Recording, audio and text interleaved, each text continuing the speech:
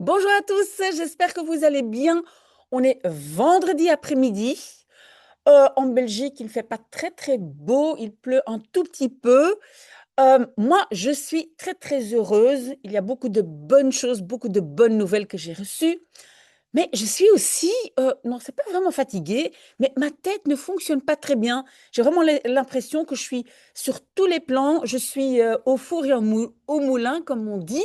Je fais beaucoup de choses différentes. Je suis avec mes jeunes. Je suis dans des dossiers de mon propre travail. Quoi encore? Ben, je suis dans mon ASBL, etc. Enfin, il y a énormément de choses, donc ma tête ne fonctionne pas très bien. Désolée, désolée, mais je vais quand même papoter avec vous. Si vous avez l'intention de ne pas être patient avec moi, alors zappez parce que ça ne se passera pas très très bien aujourd'hui, je pense. Mais en tout cas, j'ai un bon café. Vous le savez, on commence toujours par des choses positives. Et peut-être je l'ai déjà dit, mais j'ai encore vérifié là, il y a 5 minutes, et je suis vraiment très contente. On est 13 000 abonnés sur TikTok et bientôt on va être 10 000. Enfin, je dis bientôt 9 340, je pense, si je ne me trompe pas. Mais ça va vers les 10 000.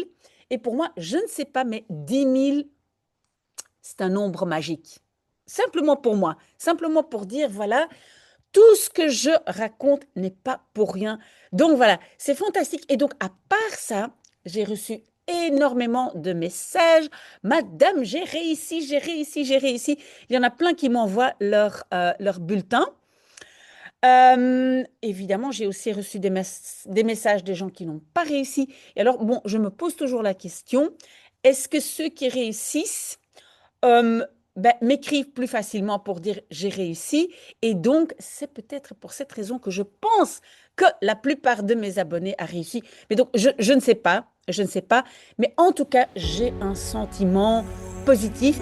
Et tout de suite après un peu de café, je vais parler de Simone. Parce que vous savez que Simone avait quand même eu quelques catastrophes à l'examen, mais donc on va parler de Simone. Mais d'abord, un tout petit peu de café et notre petite musique.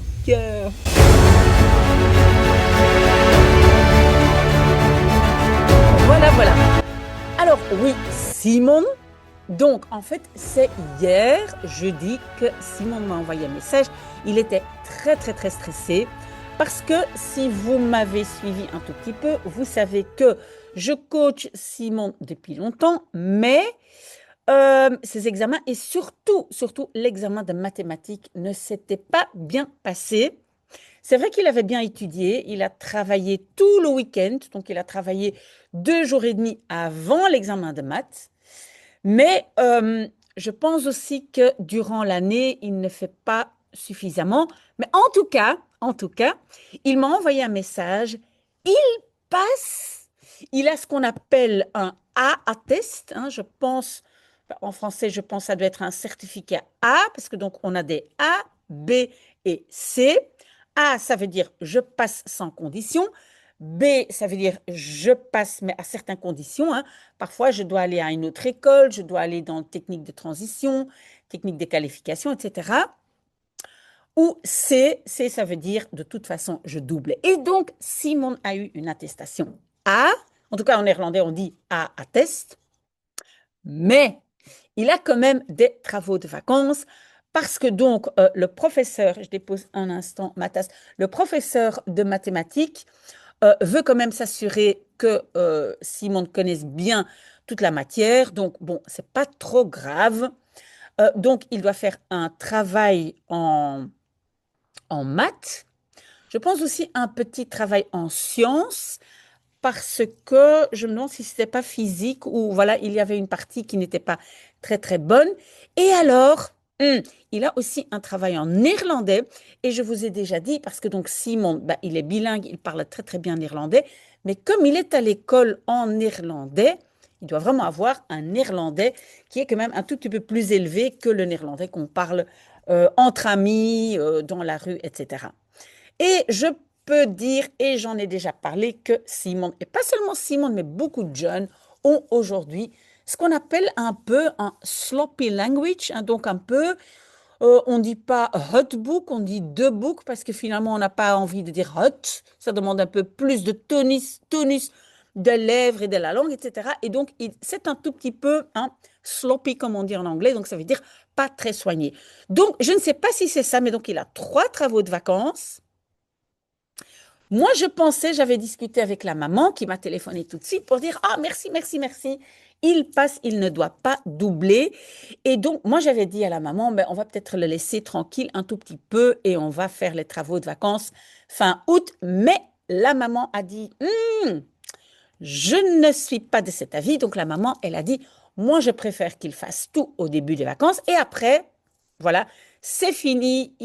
Voilà, il ne doit plus penser à ça. Donc, je vais aller voir Simon. Pas aujourd'hui, je n'ai pas le temps. Aujourd'hui, oui, je dois m'occuper de mon bureau, mais bon, bref, ça c'est autre chose.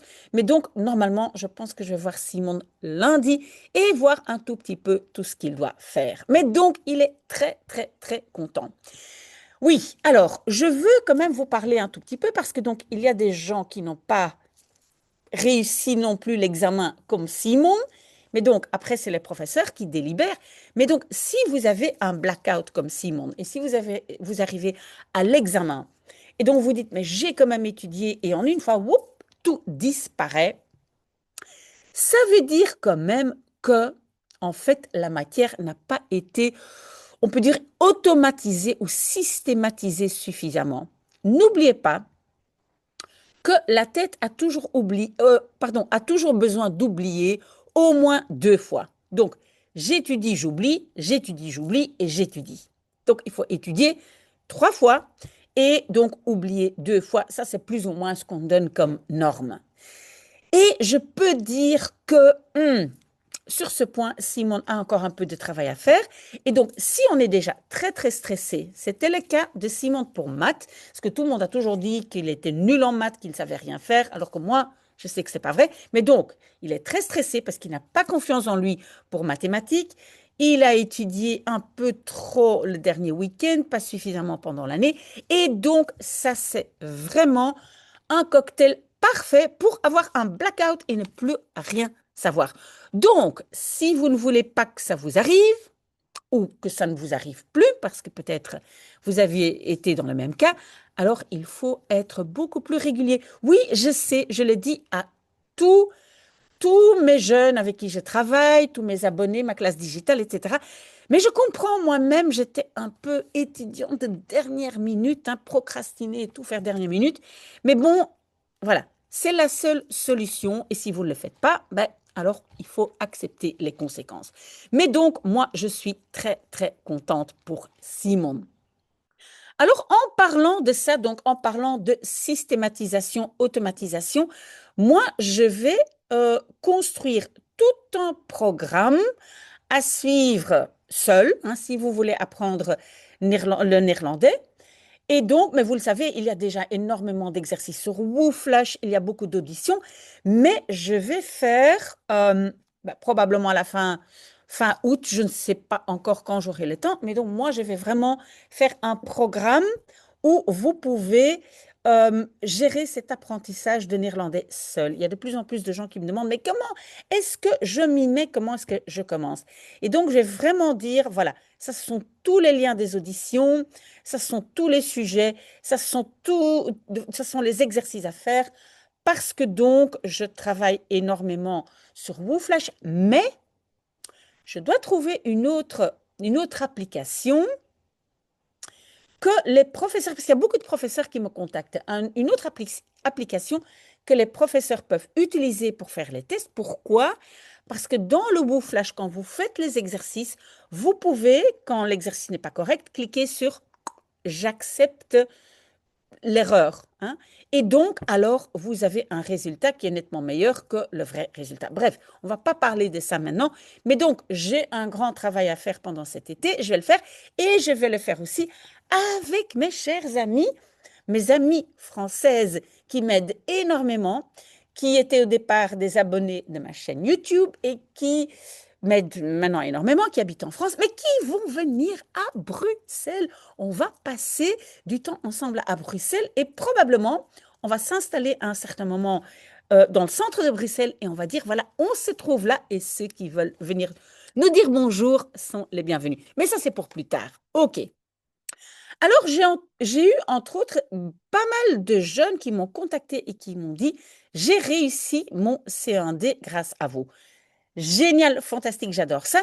Mais donc, moi, je voulais dire que j'ai parlé à un professeur qui a fait l'examen de C1D, je pense que c'était néerlandais, et qui disait, ben, l'examen n'est pas plus facile aujourd'hui qu'avant. Donc, l'examen est assez bien fait. Mais par contre, ce que ce professeur disait, c'est que il y a beaucoup trop de... en fait, il y a un peu trop de gens qui passent dans le sens, il faut aller chercher des petits éléments, là c'était correct, etc. Et quand on va chercher tous ces petits éléments, ben, quasiment tout le monde passe. Hein, on a déjà un point si on n'est pas hors sujet. On a déjà un point si on utilise quelques mots de vocabulaire sur ce sujet, etc. Donc, ce professeur disait quand même que ben, on laisse passer énormément de gens, mais pas tout le monde a le niveau pour autant. Et ça me fait penser, mais je vais y réfléchir cet été, et je vais même essayer d'écrire un texte. Ça, c'est aussi, je vous expliquerai plus tard. Mais aujourd'hui, on parle énormément dans l'enseignement de bienveillance et inclusion.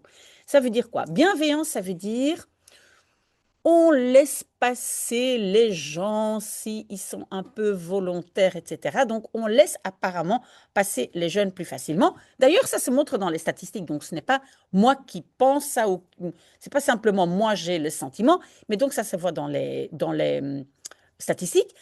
Ce qu'on fait aussi, c'est ce qu'on appelle donc inclusion. Ça veut dire que tout le monde peut s'intégrer dans une école, si on veut dire une école normale, ça veut dire une école où il y a le plus d'élèves, hein, les écoles comme on les connaît. Mais on voit quand même dans la pratique que cette inclusion, ce n'est pas toujours évident et ce n'est pas toujours bénéfique aux élèves parce qu'être dans une école spécialisée où on a des tout petits groupes et des professeurs spécialisés pour vous accompagner, alors que dans une école normale, on a des classes, j'imagine, de 25 élèves. Si vous êtes noyé dans une classe de 25 élèves et vous avez une difficulté d'apprentissage, ce n'est pas toujours top top. Oui, on se sent accepté, on se sent inclus dans le système normal, mais en fait, pourquoi est-ce qu'on parle autant de bienveillance et inclusion? Ben, je vais vous dire pourquoi.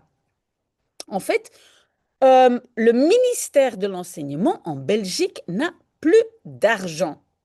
On a dépensé beaucoup trop, vous le savez quand vous regardez les autres pays européens. L'enseignement francophone en Belgique dépense le plus d'argent, le plus cher et le moins, on peut dire, le moins inclusif parce que on voit très bien, et j'ai déjà parlé de ça, donc je ne vais pas répéter toujours la même chose, mais si on vient d'un milieu défavorisé, on a très difficile à réussir en Belgique. On va d'autres pays où justement ce facteur socio-économique est beaucoup moins visible dans les résultats de l'école. Mais donc, on n'a pas d'argent. Et qu'est-ce qui coûte très très cher dans l'enseignement? C'est faire doubler les élèves, hein, les garder beaucoup plus longtemps à l'école. Alors, ils ne sont pas au travail. Donc, les faire doubler, ça coûte très cher. Et deuxièmement, les écoles spécialisées sont aussi très, très chères. Donc, on essaye de limiter le nombre d'élèves dans des écoles spécialisées et donc, ainsi, l'enseignement devient moins cher. Moi, je suis convaincue, sûre et certaine, c'est une question de budget. Et donc, ça, ce n'est pas une très, très bonne chose. Parce qu'en fait, conclusion à la fin, c'est que ben, les élèves n'ont pas vraiment le niveau. Et encore moins que le niveau, ils n'ont pas les compétences. Et alors maintenant, je vais vous dire quelque chose qui est très, très, très, très intéressant, mais qui est beaucoup plus lié à mes études de psychologie. C'est que on pense souvent qu'un jeune va avoir confiance en soi en lui disant, mais ne t'inquiète pas, ça va aller, il faut avoir confiance en soi, tu peux le faire, tu peux le faire. On pense que ça va résoudre le problème. Ça ne va pas du tout résoudre le problème. Il y a même des statistiques qui disent que quand on donne des points à un élève, des points qu'il n'a pas vraiment mérités, il ne se sent pas bien. Donc un jeune, il veut quoi? Il veut le faire lui-même ou soi-même et il veut les compétences. Et donc, toutes les études le démontrent, c'est que qu'est-ce qui donne confiance en soi? C'est l'acquisition des compétences. Quand je sais faire beaucoup de choses, je suis confiant ou confiante. D'accord? Et quand je pense à ça, je pense que mes parents ont très très bien compris ça. Mais peut-être c'était inconsciemment, hein, peut-être ils ne sont pas dit, ah, il faut que nos enfants aient beaucoup de compétences, comme ça ils vont avoir confiance en eux. Non, pas du tout. Mais mes parents ont toujours stimulé les compétences. On a toujours fait, on a dû faire et on a fait plein de choses. Donc, dans ma famille, ben, tout le monde sait comment jardiner, tout le monde sait comment peindre, pardon, comment bricoler, comment tapisser, comment faire des vêtements soi-même, hein, fabriquer des vêtements soi-même, comment jouer un instrument. Mais donc, ça ne doit pas toujours être quelque chose de très exceptionnel, hein. C'est comme je dis, ben, cultiver un jardin, savoir comment faire pousser des carottes, des salades, etc. Donc, ce sont les compétences qui font que finalement, on a confiance en soi. Il y a évidemment d'autres paramètres, d'autres éléments, mais ça, vraiment, c'est très, très important. Et moi, je suis très contente que mes parents aient compris ça, peut-être inconsciemment. N'oubliez pas qu'aujourd'hui, c'est quoi la situation, hein? J'admets que les jeunes aujourd'hui n'ont pas toujours très, très facile. Pourquoi? Parce qu'en fait, moi, quand j'étais jeune, ben, parfois, on s'ennuyait et on se disait, qu'est-ce qu'on va faire? Oh, on va feuilleter un peu dans les magazines. Oh, regardez, ça c'est un beau pull, j'aimerais bien le tricoter. Hop, on va au magasin, on achète de la laine, on commence à tricoter. Alors qu'aujourd'hui, pour moi, les jeunes ne s'ennuient pas souvent parce que quand aujourd'hui on s'ennuie, pas seulement les jeunes, hein, moi aussi, et donc ce n'est pas uniquement les jeunes, mais je veux dire, à l'époque d'aujourd'hui, on passe tellement de temps à scroller sur le téléphone, à regarder des Netflix, etc. Voilà. Finalement, on perd beaucoup de temps. Et si on se dit, moi, je m'intéresse beaucoup au cinéma, aux films, et je regarde des films, et ça, c'est mon hobby, ça, ce n'est pas une perte de temps. Quand moi, je dis perte de temps, ça veut dire, je passe du temps sur certains, qu'est-ce que je veux dire, à faire certaines choses que je regrette par après. Oh là, pendant 1 heure, j'étais sur TikTok et finalement, je m'étais dit 5 minutes, voilà, et j'ai perdu du temps. Donc, il y a beaucoup de temps à perdre aujourd'hui. Donc, je comprends pour les jeunes, ce n'est pas facile. Donc, vous devez avoir beaucoup plus de discipline que moi, j'en avais besoin quand j'étais jeune. J'admets, mais ça ne veut pas dire que vous ne pouvez pas essayer de le faire. Et donc, oui, développez des compétences. Faites des choses. Faites des vidéos sur YouTube comme moi. Faites, je sais pas, faites des choses, ça va renforcer votre confiance en vous. Alors, autre chose, j'ai aussi parlé à un professeur de l'université et c'était très intéressant parce que j'étais à une réception et c'était un professeur de droit. Je pense qu'il donnait des cours de droit international. Et donc, j'ai discuté un peu avec lui et donc j'ai posé la question, mais comment ça se passe dans les universités maintenant que les jeunes ont accès à ChatGPT, pas uniquement pour écrire des rapports, etc., mais aussi pour étudier. Et il dit que même, il a fait une petite enquête parmi ses étudiants. Et donc, il dit les jeunes utilisent beaucoup de ChatGPT pour résumer leurs cours. Il y en a même qui en font des podcasts, hein, pour écouter, des vidéos, et donc ChatGPT ou d'autres intelligences artificielles savent générer tout ça.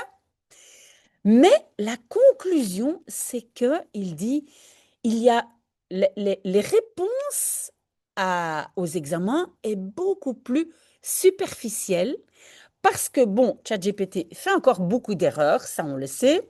Peut-être ça va s'améliorer, hein, mais donc ChatGPT fait beaucoup de fautes et je peux vous garantir, en néerlandais, il n'est pas bon, hein. ChatGPT n'est pas bon du tout en néerlandais, mais bon, peut-être en français et anglais. Mais donc, il y a une façon d'étudier qui est beaucoup plus, qu'est-ce que je veux dire, superficielle. Mais bah, réfléchissez un peu avec moi. Ça semble quand même logique. Si maintenant, je dois étudier un gros syllabus de 1000 pages, je le mets dans ChatGPT, il sort en résumé. Mais vous comprenez quand même qu'à l'époque, quand moi j'étais à l'université et je devais étudier un cursus de 1000 pages, je le lisais, pardon, et je le résumais. Ben, vous comprenez que, quand même qu'entre-temps, on a déjà étudié. Ce n'est pas du temps perdu, ce n'est pas pour gagner du temps. Donc nous, la première étape, c'est on lisait le cours en entier, puis donc, et on faisait des résumés, on étudiait les résumés, et après, parfois, on faisait encore un résumé du résumé pour savoir, ah oui, à la dernière minute, je dois encore mémoriser ça, ça, ça, ça et ça. D'accord? Parce que donc, faire travailler les neurones, c'est quand même évident que ça reste important. Moi, je me rappelle, ben, je suis une vieille dame, hein, vous ne devez pas m'écouter, mais donc quand j'avais, je pense que j'avais 22 ans, je suis partie aux États-Unis et j'ai étudié donc un peu là-bas. Je pense que c'était ben, il y a longtemps, hein. Je pense que c'était en 86, probablement, hein, 1986. Et donc, j'allais aux États-Unis et déjà, là, je trouvais que c'était incroyable comme tout le monde faisait tout en voiture, ne marchait pas. Et, mais je me dis, mais si on ne bouge jamais, hein, donc on va chercher une glace, un café, on fait tout en voiture, ben, nos muscles ne vont plus travailler, on va devenir gros. Et effectivement, moi, j'ai vu à l'époque énormément de gens ben, qui pesaient énormément. Donc, des gens qui étaient, voilà. Et bon, tout le monde peut être comme il veut, mais ce n'est quand même pas bon pour la santé. Justement, mon amie que j'ai rencontrée là-bas aux États-Unis, elle-même, elle a dû perdre du poids pour sa santé. Donc voilà. Donc, si on ne fait pas travailler les muscles, ben, ça a une influence sur le corps. Alors, si on ne fait pas fonctionner les neurones, on n'a pas l'habitude à mémoriser, on n'a pas l'habitude à faire travailler les neurones. Donc, moi, je trouve ça logique. Si on fait faire le travail par les intelligences artificielles, certains jobs, oui, on peut les faire faire si c'est très répétitif, mais de l'autre côté, comment est-ce qu'on peut réfléchir s'il n'y a rien dans la tête pour réfléchir? Donc, voilà, moi, j'adore ChatGPT, mais ça ne veut pas dire que ce n'est pas moi qui fais le travail, hein. Et donc, on a vu aujourd'hui, il y a la voiture, il y a la trottinette électrique, pardon, il y a les vélos électriques, etc. On fait moins d'efforts. Donc, qu'est-ce que les gens font? Bah, ils vont à la gym. Tout le monde aujourd'hui va faire de la gymnastique, hein. J'allais dire va et j'allais dire un nom. Ça commence par B, mais je ne vais pas le dire. Sauf s'il me paye pour dire le nom de cette chaîne de fitness, je veux bien le dire. Mais donc, tout le monde le fait. Pourquoi? Parce qu'on ne bouge plus. Alors, si maintenant, on va oublier d'utiliser les neurones parce que on a ChatGPT, pour moi, ce n'est pas la solution. C'est simplement un outil, on doit bien l'utiliser, mais ça ne remplace pas notre tête. Moi, j'en suis convaincue. Alors, autre chose que je veux vous dire, mais ça n'a rien à voir et sûrement ça ne vous intéresse pas, mais je vais quand même le dire pour ceux ben, qui aiment bien discuter avec moi, c'est que c'est la fin de mon traitement. Vous ne le voyez pas bien parce qu'en fait, mais c'est bientôt la fin. Bientôt, je vais être libérée, hein, de tout ça. Vous voyez bien, même plus mes dents. Mes dents ne sont plus tellement blanche, mais ça c'est aussi parce qu'il y a plein de colle dessus. Et avec la colle, aussi le café, hein, parce que moi je bois énormément de café. Donc voilà, tout ça fait que ça a besoin d'un grand nettoyage. Mais normalement, mes dents sont donc, je n'ai plus de problème ici, hein, des mâchoires.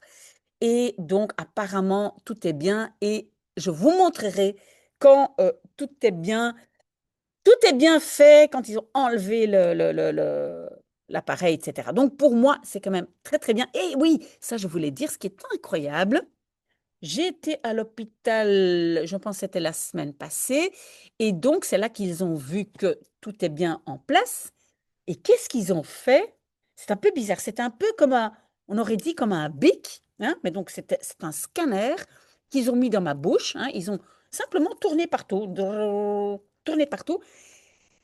Petit à petit, à l'écran apparaît toute ma bouche, toutes les dents, et on peut tourner, on peut regarder à l'intérieur, à l'extérieur. C'est incroyable. Donc, c'est un scanner connecté à une intelligence artificielle qui reconstruit toute l'image en 3D. Franchement, moi, j'étais impressionnée. Donc, c'est pas un simple scanner, c'est vraiment donc, il enregistre tout ce qu'il voit dans votre bouche et il reconstruit votre bouche à l'écran. Impressionnant. Moi, je trouvais ça vraiment impressionnant. Alors, quand ils vont donc tout enlever, euh, ils vont aussi enlever ici ce qu'on appelle, je pense, en français, des crochets, un crochet, des crochets chirurgicaux. Voilà, donc je ne sais pas dans quel état je vais être. Je dois passer toute une journée à l'hôpital parce que je suis aussi un petit peu le travail de fin d'études d'une jeune orthodontiste. Donc, je vais passer beaucoup de temps à l'hôpital, mais bon, c'est un hôpital que je connais, que j'aime beaucoup. Et je peux toujours prendre mon ordinateur, faire des petites vidéos peut-être, mais je ne sais pas dans quel état je vais être. Peut-être gonflé à nouveau, hein, comme un hamster, hein, parce que quand ils ont mis ces crochets, je ne sais pas si vous vous rappelez, mais voilà. Donc, je ne sais pas si je vais pouvoir parler. Il y a aussi une dent, et ça c'est un peu bizarre, et donc la gencive est un tout petit peu partie. Ils ont parlé d'une transplantation de gencive, mais ça, je ne sais pas si je vais le faire parce qu'ils ont dit on doit protéger la racine. Bon, on ne sait jamais dans quelle mesure c'est esthétique ou si c'est vraiment nécessaire, mais on verra bien. Mais donc, je ne sais pas dans quel état je vais être, mais je vais essayer de rester avec vous et de ne pas rater des vidéos. Ok, alors, dernière chose que je veux dire, mais je vais revenir là-dessus parce que c'est comme je dis, ma tête ne fonctionne pas très bien, c'est que on doit préparer l'été. Qu'est-ce qu'on va faire durant l'été? D'abord, donc, je veux faire beaucoup plus de petits lives sur TikTok et YouTube. Je ne sais pas encore très bien comment le faire, mais voilà, je vais le faire. Je vais essayer d'étudier tout ça, faire des petits lives. Euh, et je vais, dans les shorts que je fais pour l'instant, hein, donc les short videos, pour l'instant, je vais lire des livres, une page par jour. Un livre en néerlandais, un livre en français. Je vous explique bientôt un peu plus là-dessus, mais c'est ce que je veux faire dans les shorts. On va lire beaucoup. Donc un tout petit peu, vous allez écouter l'audition, c'est formidable. Donc vous allez écouter les livres et je vais vous donner un peu de vocabulaire. Ça va être le travail pour les shorts. Les livres, je continue le mardi Les Misérables pour les anglophones, le mercredi Het moois dat we delen pour les francophones, un livre très populaire apparemment. Je continue aussi le jeudi Derrière la haine en français. On continue donc, c'est comme je dis, c'est la règle de 10. Si on est 10, on continue à lire, sinon je prends un autre livre. Et alors les lives le samedi. Mon fils m'a déjà aidé un tout petit peu pour les lives, mais le problème c'est qu'il a fini ses examens. Il sort avec ses copains et chaque fois je dis, mais maintenant il faut regarder avec moi. Et donc, voilà, je dois aussi, pendant les vacances, lui dire, s'il te plaît, prends une heure pour moi. J'ai aussi demandé à un professeur de l'école du cinéma dans la rue de mon bureau. Il va aussi trouver quelqu'un pour m'aider à faire des lives parce que ça doit être un tout petit peu plus professionnalisé. OK, dernière chose que je veux dire, alors les dimanches, je fais principalement, donc ce que je fais pendant l'été, ce que je garde, c'est les petites histoires de Yépé, il y en a qu'un, donc pour les débutants, et un article chaque week-end. À part ça, ça sera sur demande, hein, parce il y a encore des élèves qui vont faire leur CESS pendant l'été, il y en a qui vont faire le certificat d'admission. Enfin, je vous ai déjà parlé de ça, mais donc, il y a des élèves qui auront besoin de moi, aussi l'examen d'entrée de médecine, etc. Donc, je serai quand même là, mais c'est uniquement sur demande. Donc, les 2 vidéos que je continue à poster tous les dimanches, c'est donc Jippe Janneke et un article chaque semaine. Voilà. J'espère quand même que vous avez tenu le coup. J'ai fait beaucoup de blabla et je n'étais pas très organisée. Je suis désolée. Je ne vais pas chez Simon aujourd'hui. D'ailleurs, je l'ai déjà dit. Je vais aller le voir lundi et puis je vous tiens au courant de ses travaux de vacances. Oui, peut-être je vais devoir faire des vidéos sur ses travaux de vacances. On verra. Merci d'avoir été avec moi. Soyez là demain pour le live, demain matin à 7h30. Soyez là, c'est toujours très, très chouette. Voilà, je compte sur vous. Je finis mon café et très, très bon vendredi et très, très bon week-end. À bientôt. Au revoir.